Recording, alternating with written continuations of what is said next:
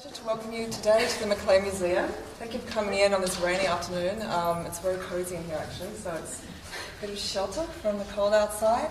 My name's Loke. I'm a senior lecturer in the Design Lab in the Faculty of Architecture, Design and Planning here at the university.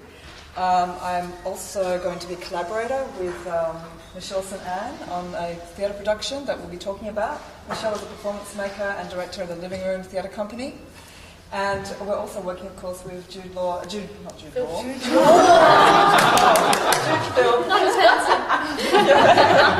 Curator of the Macleay Museum here, just slipped out. I'd also like to acknowledge and pay respect to the traditional owners of the land, the Gadigal people of the Eora Nation, on which this university was founded. And now okay. So the talk today, it's called In Conversation. It's part of Sydney Ideas. And it's quite unusual because we're having it in a museum for a start. And it's going to be a conversation between a curator and an artist or performance maker. So we'll get to find out what they think about their particular practices and how these two practices are intersecting in the next, across the year to come. So I'll be doing a little bit of facilitating of the conversations, although I think both Michelle and Jude are very happy to talk about all kinds of things. But also, you coming here today is also an opportunity to ask questions. So all the curiosities and inquiries you've got around taxidermy and 19th century female hysteria are basically the topics that we're tackling today. You'll have time to ask questions. I'll open up after the talk to the floor. And then also, if you've still got more questions when we go and have drinks again at the end, you're very welcome to approach both Jude and Michelle for one-on-one interrogations. So, just setting the scene there. Okay, so just to start with, when I was thinking about what the idea of the museum and taxidermy and performance and female hysteria, I thought actually to start with the space. And I think that's when Michelle may have started with your inquiry. But when we walk into museums like this, there's a certain kind of hush prevails. We tend to, as you would have known when you walk up, we tend to quieten down and there's a sense of reverence. And I was wondering whether that was something that's cultivated or it's sort of a side effect of what happens here because there are a lot of dead things and things happened historically. So I might start with Jude. Yes. If you want to talk to that, and then Michelle can also. It's not something that we cultivate. In fact, we try and say to school groups coming, oh no, you can talk, it's all right. Or parents who come in with noisy children, no, please do. But actually it's something that museums seem to be part of in the social fabric of our society. They're a place to teach social engagements, how to act in social spaces, how to be quiet in certain places, how to be noisy in others. And that's something that people bring to the museum rather than something that the museum brings to them. So it's not something we try and disrupt, because if you're a parent and you're desperately trying to get your children to understand this is a quiet place of learning and you talk like this and you engage like this, that's their business as parents to be teaching in that way. If we have classes, obviously, with 30 or 40 students, this room, as you can tell if you're up the back, has fantastic acoustics, and actually it's the parents and the single adult visitors who are more unruly with mobile phones, who sort of creep out the back and go, "Hi, I'm just on the phone," because the phone then goes out to the whole echo in a thing. So children, beautifully behaved in museums and just a natural part of museums, and they will often come, "Can I go and see this?" Yeah. Great. I think, Michelle, you had a quote in one of the pieces of text, and it was something along the lines of you felt the energy in here didn't move. Can you talk about that a little bit? So my day job is here at the university, and we were hosting an event here, and I was curious when I was setting up how I could walk through the space and not leave any imprint, which is not usually my life. And I was thinking, why is this space closing down behind me? So then I actually, one day when I was minding the museum, ran around the space to see if I could disrupt it. And it's interesting that I couldn't leave that lasting impression in the space. And then I thought, well, is it because of the construction of the U shape and then this area here? And when I was viewing it from up there, if you turn around, you can see this amazing... Or up the top there. Oh yeah, so you're seeing this beautiful balcony, and then as I sat up there, when people came through the space, I could actually see them and see the lines. And it sounds really esoteric and a little bit wanky, but this is sort of what I was looking at, is how people were moving through the space and how mathematical it was. And so I guess that's what I'm looking at, is can I disturb the energy in the room by keeping that mathematical movement through it.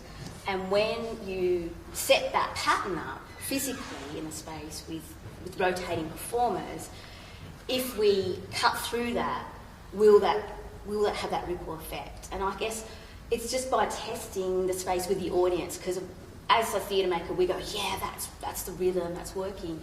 But it's really how the sea of the audience will part and whether that will actually create the people. So that's really where it started from, why I wanted to make it work in the museum. Shall we wind back then? I think, Jude, you're curating an exhibition around taxidermy. Yes. Can you talk a little bit about that, and then how, Michelle, you're feeding into that process? And just to continue from what you're saying, I think one of the reasons why people respond quite silently in museums is that they're quite complex places, but each of you brings your own interest, your own involvement. So you might be concerned with a slide rule over there, a nice beautiful wooden slide rule that's got all these complex mathematical and astrological kinds of ideas from a design point of view, and that's what you're bringing to it. You're really interested in the way that it's made and its perspective, and someone else might be interested in its mathematical properties or its relationship to the history of science and exploration throughout the world. But to interrupt that with other kinds of spheres is to say, that's not valid, or that's not valid, we want you to have to look at this. Museums should be exploration spaces, but to be able to explore, you have to tunnel vision, if you like. So I think that's why it does close down, because it has to then be ready for the next appearance of some knowledge. I thought it was dead. It's not dead. But we do have what we call working with the dead here in the museum, because we have a huge number of natural history specimens that were collected by the founders of this museum, the Macleay family. And it's that interest and engagement in the world itself, in what is out there, how do things live, how do they relate to each other, what is the extent of any one natural phenomenon, whether it be beetles or crabs or birds or anything, or chevrotains, Michelle's favourite little deer over there. What is that strange thing, and how does it relate to another thing? How do I understand it? So that's how this museum was founded, and founded on us trying to introduce scientific principles to that whole aspect of the natural world, which continues, of course, today in quite new ways, looking at ecology, looking at endangered species and other sorts of DNA relationships, other phenomena. It's a continuously growing journey that the museum's on. This museum's slightly different to what your experience might be at the Australian Museum, for instance. So I have some specimens, got my gloves, I'm a curator. This is what's classically known as a skin. And all museums, you won't see these very often. This is a kakapo from New Zealand. It was bought to... No, Rob's going to put on his gloves and do that. Oh, my beautiful assistant will slowly bring it down so you'll all see. But this is a skin. It's amusingly, we refer to it often as a flat-packed version of this beautiful animal right here. Because that's what it was. It's how to travel something, but it's also the best way to study it. This hasn't been messed about with. Its dimensions, its aspects, everything about it is as it was. So you can measure its head, you can measure its neck, you can work out the dimensions of its feet. But this beautiful specimen, which is one of the most beautifully taxidermied specimens we have, has been messed about with. Suddenly the dimensions are different. Someone has stuffed it. And you can, while this one's been quite beautifully done, there are some that really aren't. And those distortions you see instantly as a person, even if you're not aware of what that animal might look like in the wild, it just doesn't quite look like it should be. And those distortions are in the process of taxidermy itself, in the process of stuffing it. That's what scientists study because it hasn't been disturbed. And those, we have 9,000 of them back in the storage part of the museum. The Australian Museum has tens of thousands of them, which don't go out on exhibition because they are the study specimens. They are what continue to be the resource of all people around the world to be able to enjoy. These are really exhibits. They're things to put on display for the enjoyment, for education, for analysis from a public point of view. And most museums, in fact, if you go online you can see the Natural History Museum in London has a video of how to make this back into that. Because this takes up storage. And one of the biggest problems all museums have and had since their creation was how on earth are we going to store these hundreds of thousands, in the case of the Natural History Museum in London, specimens in from everywhere. How do you keep them? This means people can see them. That means people can see them for a very long time. So most museums won't keep specimens in this way, particularly 1870s specimens, which often look quite peculiar by all means.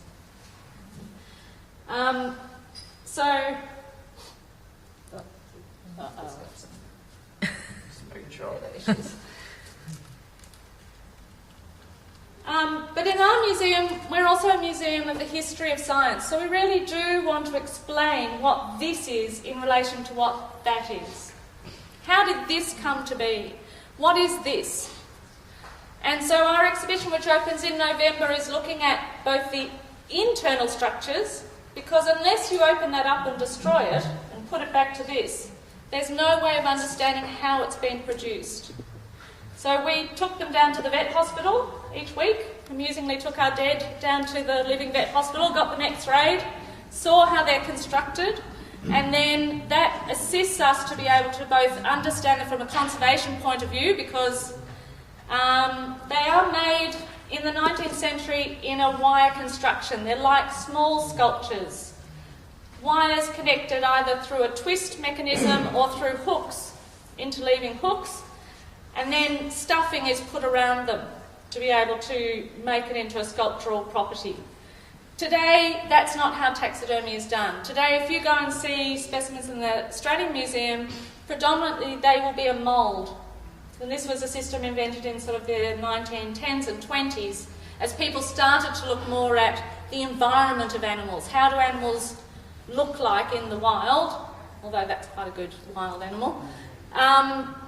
They use moulds as a way of being able to exactly reproduce the external physical aspect of the animal. So you could go to a zoo, you could measure its properties, you could wait for the animal to die, like that elephant skull over there, and then you could make a mould and stretch the skin over it. That gives you a much more rigid animal of a whole. Our ones, often the legs will go a bit wonky, particularly if it's with this kind of mechanism, because if the hooks undo, suddenly you've just got a loose leg hanging around there and it just won't really work. So we've got a cassowary up there that's got a really nice lean to it. Occasional animals that look a little bit wobbly. And if you're not very good at preparing, or if you're in a hurry, which if you can understand, say in far north Queensland, you've got a rainstorm about to come down on you, you really need to clean out the interior skin as fast as possible, so that you can dry it out and pad it out with things like alum and camphor to dry out the skin, and flat pack it to that thing. Your specimens might come in worse condition than this lovely thing. But I think I'll stop there to give you a sense. So that's the exhibition, is exploring how these things are made, why people were doing these sorts of things, how we conserve them now, and also to try and work out who the artists were, because these are, when you see good and bad taxidermy, it's both a mixture of, like with this specimen, which, charming assistant, thank you. This kingfisher, which Rob will take down, you'll see looks a little odd. That's not because it's been badly prepared from a sculptural format, it's because it's been badly prepared in terms of the chemicals that we use to preserve the feathers. So the feathers in the long run start to look a bit pathetic and limp, or if it's been put in a big vat of alcohol as the best way of shifting it across before that rainstorm came, then you might get matted fur. These birds and mammals, they constantly preen themselves. Those hairs are made so that they, on the wild animal, are in a line. But if you're in a museum, if you've been roughed about a bit, all of that goes out of alignment, and that particularly with an inferior preservation technique, or if instead of, this gets a bit gory at this point, instead of scooping out all the liquid parts of the head, so the eyes, the brain, all those juicy bits, through either the beak cavity or the back of the neck, some remove the head altogether as a way of being able to get out that material quickly. And then you put a pin through the main body and another pin this way, and you locate it that way. But that means in the long term they come apart, and they do, let me tell you, come apart quite frequently. So all of those sort of careful aspects of how something was prepared have a long-term future, which we see now. And it's by looking at this research, which is what the exhibition is about, learning what people were doing in the 19th century to make these things in museums in their tens of thousands. And there are 100 of these left in a viable population on an island off New Zealand. We have 20 in a drawer here. We're a small museum. They're everywhere. You go to Aberdeen, you can see kakapo. Go to New Zealand, obviously, you can see them. But most museums will have them. These really went everywhere. So it's learning why and how they moved about, which and who were the best of the preparers and who was making them, is all part of understanding the rationale of this process. Great, that is so fascinating. I think for Michelle as a performance maker, and because you and Jude are having an ongoing conversation since last year. So to find out all these details of the process that goes on, historical processes. So Michelle, you, with the theme for the production, 19th century female hysteria, and this idea of specimen, just let you take over. Well, I guess when Jude talked to me about the taxidermy exhibition, I just thought, oh, well, yeah, that's evocative, furry animals, you know, it's about hunting, it's about trophies, it's about loving your pets, not really thinking it through. And then in my readings, I was like, oh, that's right, taxonomy, oh, that's right, it's about classification, it's not about trophies. And so that sort of sat in my head, and then I picked up a book written by Assi Husvet, who's a psychiatrist, and she wrote a book about Charcot in the 19th century and his 3-star patients, Blanche, Genevieve and Augustine. And their trauma and the diagnosis of their trauma got me a bit excited, because my body of work is about women, their psyche and trauma. So it added to my body of work. And the taxidermy exhibition, I thought, this is good, because now I've got different specimens, I've got different types. So you've got the X-rays, which Jude will talk about, plus the actual objects. You've got the craft and skill that's involved.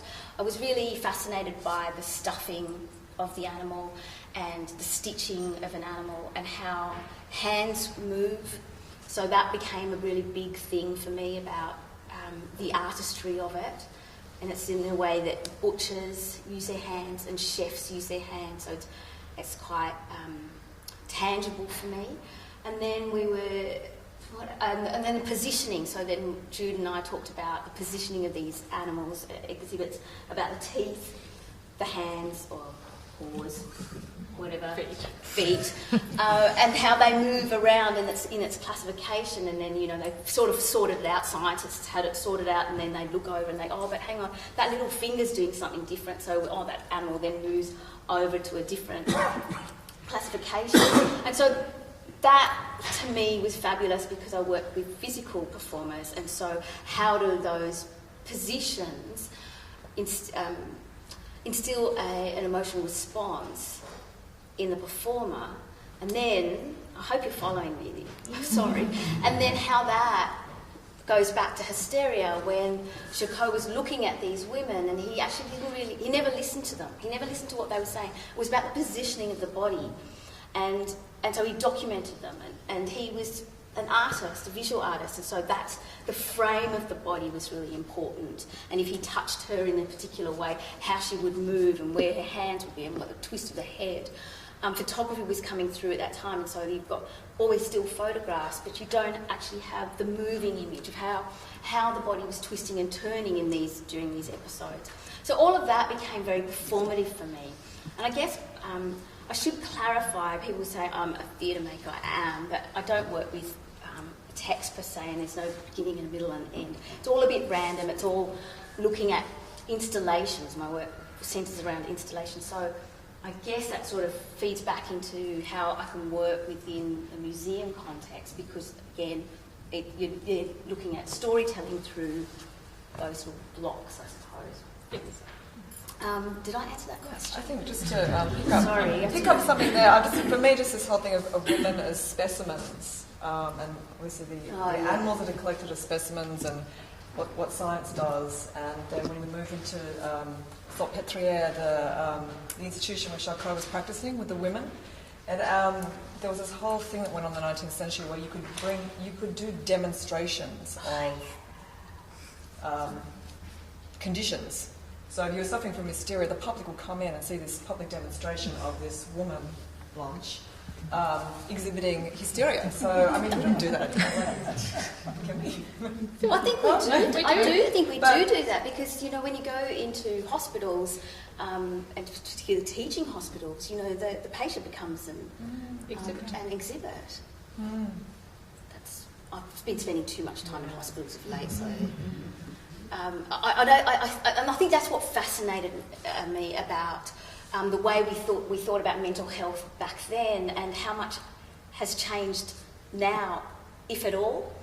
To me, I think that the mind is still misunderstood by a lot of people, and the complexity of the mind, and the complexity about trauma and where that sits in the body, and how people walk around in the world with this trauma, and how we try and hold it together, and where it slips and it spills out. That's what's really interesting to me, because I read about these women, Blanche, Augustine and Genevieve, and I think it was Genevieve where she finally articulated what happened to her as a child, and her symptoms disappeared because she was listened to. A new doctor had come to the Salpêtrière, and so he actually documented and listened to what she said, and it's almost like so cathartic for her. And I think we're not there yet. We're still not there yet with understanding trauma and how people can exist in the world, and they mightn't fit into our little boxes, but that's pretty good to me. So there's something about the theatre of science, the way that then became, there was a dramatic context around how these things are staged, and then also what, you know, in these kind of museums, things do get staged. Yes, we do stage. Yes, but if I can pick up from what you were saying a minute ago, the practice of cleaning these skins involves particular recipes, which were fairly basic recipes. They were, by about 1800, they were more or less determined and continued until laws came in to prohibit people using things like arsenic on a regular basis. But a lot of the chemicals that were used, alum, bitter aloes, camphor, arsenic, tobacco, cloves, were also things used in medieval medicines, particularly stomach medicines. And when Michelle came with the hysteria concept, when you start to look at 19th century medicine, there are also the kinds of things that are used on women with hysteria to treat hysteria as a way of controlling things, of closing them down, of stopping the movement of things. And that has a really weird performative aspect in terms of these very still animals that are pretending to be as if they are in flight or moving forward, but are obviously not. And the kinds of performance of stilling this person in movement, or photographing them, or just trying to contain an emotional outpouring in a way that wasn't convenient to the society at the time. So there's this quite useful windows into 19th century history as to how these concepts overlap and relate to each other. I'll just stop there. I was expecting. Hang on, she stopped. Did you want to talk more about hysteria, the condition, or some of the bizarre understandings of it at the time? Oh, that's you. You've got all those random stories. No, I'll leave those to your theatre production. Or we could actually... you'll see it, you'll experience that in the show. Going back to the performance that's going to happen. Did you want to talk, Michelle, a little bit about how that might... Oh, yeah. So we actually start outside the museum. I like internal, external spaces. And so there's an amazing roundhouse behind the vet school where they used to bring the horses in, strap them up. And so the vets could see on the viewing platform, look down and view the horse with the teacher down below, where my father-in-law actually went as a vet student here.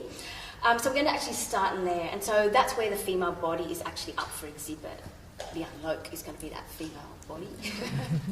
minus the fur. And then the audience will actually... There's a sound work in that space. And then we move out of that area, the round area, into the open space and into the vet school, which has got tight corridors. So you go from round to open to... the linear corridor, and there's this beautiful Porter's Lodge, where they use them. They use it as a mail room, and it's beautifully the old wood and the tiny little windows, and I just see a butcher in there with a big carcass stitching away, because I think the framing of it just lends itself to something that's beautifully detailed, and it's almost like a camera angle. And you walk through that space and then out of the building, and that's Science Road that you will see. As you come up Science Road, Auntie Watt is on your left. It's this beautiful building that looks like Mandalay, Hitchcock's Mandalay. And I work in that building at the moment. I'm very lucky. And I was leaving one night, and as I turned around, I'd left the lights on in my office. I looked back and I thought, oh, isn't she just gorgeous? I could see Mrs. Danvers in there. And it just... evoked the hospital. I went back to Solpottier, and I saw the nurses and I saw the patients and I saw the doctors, just as silhouettes and what the positions could be in that building. And then I dreamt of a horse coming out of that building. So I'm hoping that I will get to have Bear, a horse, that's his name. I auditioned some horses, and Bear is our winning horse, to actually come out of that building, because I thought there was something very interesting about having all these beautiful specimens and then actually seeing an animal with its weight and its glory. And there's something fabulous about horses. I'm not a horsey person, I'm actually terrified of them. But there's something about the majestic quality of a horse and then the person, a human being, and how humbling that is, just the visual spirituality between the two. And that, you know, horse people are really weird as well. You know, the way they communicate with there's a horsey person. You know, the way they communicate and how the bodies move together. So again, it's that again. It's that the conversation between the two bodies which interested me. So that by the time you come up the staircase up here, then you've got these specimens looking at the human being and the human being looking at the specimen. So there's that really beautiful dialogue there. I have to say I'm really very excited because I'm not much of a design person. Like, I don't really work with designers, costume designers, and I get to work with Rosie Boylan, who's just over there, who's a milliner and headwear specialist. I think that's what her title is, she's there. And she'll be making 3 headpieces for the 3 women. And my brief to her was the idea about these women being contained and their thoughts spilling out from the top of their heads. And so that's what I'm hoping that we get to capture. So that beautiful staircase that you come up to the museum, when you go back down and you'll see the bird cases, when you look back up, you'll see the 3 windows that frame that staircase. So I really think that that's where the hats will come into being hats, Lucy termed, where you see the three women come up and then their thoughts spilling from the top. I can see that very strong in my head. So if we capture that, well, you can tell me if I failed, because when you see it, you go, that wasn't the way you said it was going to be. But that's sort of really fabulous. Then you come into here and then you see the furry manifestations of those hats. Or feathery. But there's a chevrotain just around the corner. That's a little mouse deer, and I'm obsessed with that animal because of its delicate feet and its really big eyes. And I think, how did that little thing get around? And she's actually going to be one of my, I call her, she's Greta to me, but she's actually one of the companions of one of the three ladies. So I'm excited to see what Jude's actually going to put out on display, because her exhibition opens in soft opening in November. So then I get to play in the museum right through January to kind of see what she's actually exhibiting and then how that feeds back into my world and into my actors, the three performers, what they absorb and where they naturally will go. In March. In March. Opening on the 25th. That's right. 25th of Not March. that we're advertising. But I think you have just got an amazing insight into the working processes of both of you, which is really special. You don't often get to hear that. So even though it's still in development, the things, I think some of the bones are there, or the wiring. No pun intended.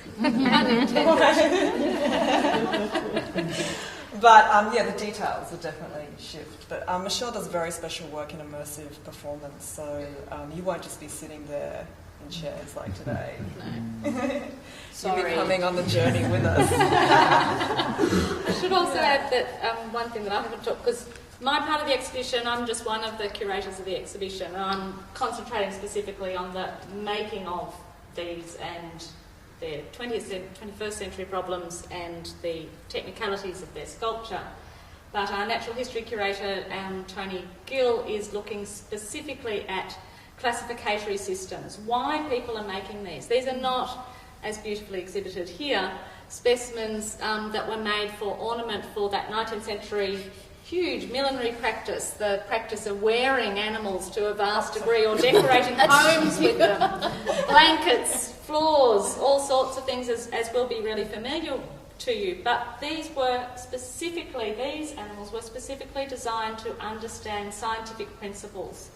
And those scientific principles shift through time, and Rob, Blackburn, who was the charming assistant, is also curating part of this exhibition, looking at the precursor of that 19th century science in the work of entomology and Alexander Macleay and William Sharp Macleay, his son specifically, who were both trying to negotiate how classificatory systems worked from a time when Christianity was the overarching principle, and were really struggling with how to work what they saw in the natural world and what they knew of the principles of God. So William Sharp had this quinarian system, which has a small exhibit over there.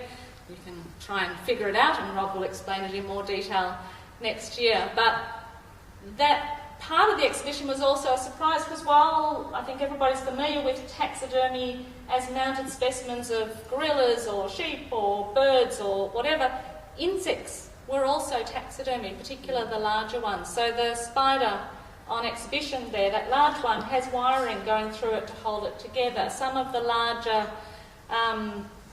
phasmids, what do you call them? Stick insects. Because of their size and the amount of gooey liquid inside them, they had to be slit open and the material taken out, dried, and re-sewn up with cotton in the middle to be able to keep their shape and form. So there's a whole lot of other taxidermy that doesn't really get explored because it wasn't part of the general culture of the culture, beautifully exhibited over here, of wearing and walking on. And yes, fish even on your belt. Which is your exhibition, that's your poster right there. That classification method and the problems that those classifiers had in not having the material in front of them. Taxidermy was the way to have the specimen to work on and understand how the classification worked. So that's the whole exhibition moves throughout those things and then has a natural fitting. It was very exciting when Michelle came to us with the idea of a theatre performance, not just because this space is really good to explore through theatre, the dynamics of the space itself, but also as a way of inserting more of the 19th century practices and thoughts about classifications of people as well as classifications of medicine and materials in a greater sense. So it was very exciting. Fantastic. I think it's time for questions. Yeah? Any questions from the audience? Yeah, you have to come down the front and give your question. Curious to know if 3D printing had made any inroads into taxidermy or not. In terms of reproducing things, bone material is quite good for 3D printing because it's got a very specific kind of surface. So it's used in anatomy, teaching specimens. So in the 19th century, people weren't so prohibited or had so many issues with using human material for learning about the human body. Today, particularly with the population explosion, that's not practical as well as not purposeful in today's society. So those sorts of things can be easily 3D printed. Feathers, no. What are you going to do with a feather? And we put a horseshoe crab through a 3D printer. It couldn't read it because the top surface was too smooth and too large that it sort of skipped and it wasn't quite sure where it should go. There wasn't enough specific detail for it to pick up and understand. Obviously that's changing, but at the moment I don't think, except in a sort of fascination theatrical way of that looks a bit like that beetle but isn't the right colour and doesn't weigh the same and isn't really fitting together in all those tiny little hairs that you might have on a spider. It's not sophisticated enough as yet. And interestingly, nor is photography. It doesn't get the detail that a specimen will or even a drawing will. You were talking about the Macleay and others obviously trying to reconcile classification with Christianity or evolution with God. So who won? Is it still a debatable area? In America, I think yes. In America, you still have a lot of debates about science and Christianity in terms of both national education systems as much as anything else, and that really impacts on the science itself. In Australia, not so much. William Sharp Macleay was a colleague of Darwin's. He associated with him. Darwin consulted the quinarian system before he went on the Beagle. And by the time he returned, obviously decided, no, it doesn't fit, it just doesn't work to think of things as a plonked down system, a godly, this is what I've created. Something else happened, and he slowly worked out that kind of idea. William Sharp sort of, by the time that really came out in the 60s, he was almost passed away. He died in the mid-60s, and he really sort of retired from his scientific society world in the 50s. He got a bit depressed and things changed for him. So his real work was in the 20s and 30s with Lamarck and people in Paris, and that's a really exciting era of all kinds of creations coming out, including fossilised material as well as natural material, and trying to work out how all those things fitted in the entire world. Alexander also was that kind of person looking for God's system within the world. William John Macleay, the cousin, the last who affected this museum, was the first to be an actual scientist. He was working in a time when the term scientist came in, when it was possible to experiment, to examine and to look at things. He was also Christian. He was definitely part of that 19th century Christian world. But it was possible by his lifetime to separate those two things, the godly system and the evolutionary system, because of course Darwin's also Christian, didn't have to be in opposition. They could be working together but science was a different thing. They were looking at different ideas. And he was partly also looking at ways to negotiate the future nation of Australia. He was trying to work out what, and all three family members were trying to work out what grew here, what was here, what could be commercialised here, how could Australia stop being dependent on exports and be fruitful as an exporter itself. So it's sort of moved around from a philosophical science to a practical science with William John Macleay. I have one last question. I'm just getting close to 5 o'clock. Yeah, I'd like to know a little bit more about how you two maybe influence each other as you're collaborating. So perhaps maybe like Michelle's theatre piece was being influenced by what Jude's doing and vice versa. Well, my work is the form is living room theatre in the way that I work. But I suppose all the moments of investigation have really just come from Jude and my work and study with Jude, which is, I think, really interesting for me because my last project I worked on was 6 years, and you just get so sucked into these projects, and so part of your process is all-consuming, and it's just about me making, really, in the way that I work unfunded, and so it's not like I have this ability to work with millions of people to feed what I do. And I'm talking about in the actual narrative of a work. We're working with Jude so early on in the process because really I had the space, didn't really have anything else, and then the exhibition came from the space. That got introduced into my palette, and then the book ended up in the palette, and so I sort of just looked at it and thought, right, what kind of artist do I want to work on this project? Well, my last project was a space, and then I wanted to work with architects, and then the work sort of came from that. So that's where in this collaboration, Jude's really feeding me my storyline and my palettes that I manipulate to create the work. I don't know if I'm influencing Jude at all. Maybe, she could have a sound piece or something. For me, it's really looking at what is possible for museums. It's less about the exhibition. The exhibition is always a negotiated work, in a bit like theatre. You have to both carry a message and present it in a designed and three-dimensional way to carry a story. It has that theatrical aspect of it to be able to draw people to it. If it looks awful, who's going to go and read the story that you want to give?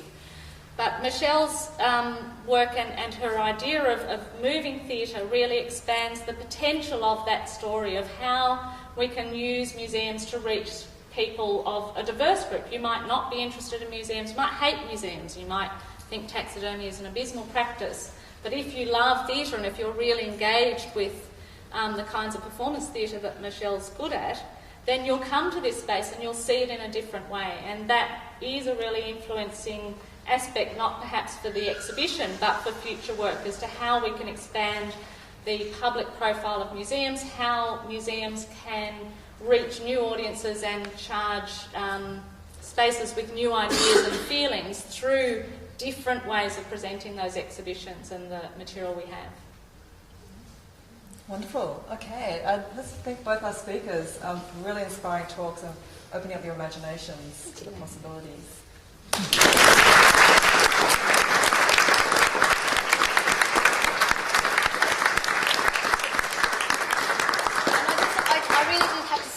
I don't make my work on my own, and my collaborators are Lian, Loke, Imogen Cranner, and Madeline Wilson up the back there. I can't quite see if she's there. They're the three main characters in She Only Barks at Night. And we're also really lucky to have two of my previous collaborators. Lisa Couture's here is a visual artist, and Alistair Spence, who's just over there. He's a jazz pianist and composer. He's just won an APRA award. So you should go and talk to them. Thank you. And grab a drink.